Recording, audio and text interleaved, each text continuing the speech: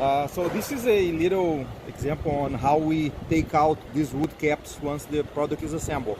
Usually I like to use like a sharp knife, and I go on the side like that, dig a little bit and push it out. It might not damage much, just a little bit, a little pinch, but as you see, it's starting to come out. So once it starts to come out, then you go into the, and you pop it out. Oops.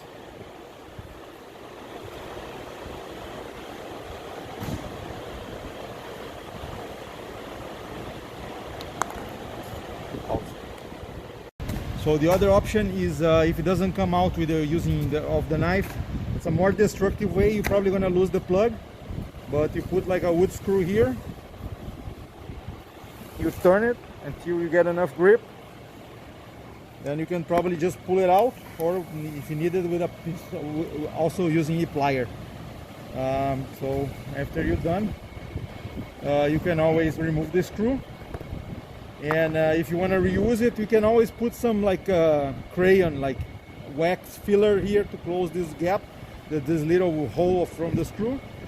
And you can always use like wax crayon, like Crayola, to try to match the color after you put it back. So it's gonna look good enough without much damaging the product.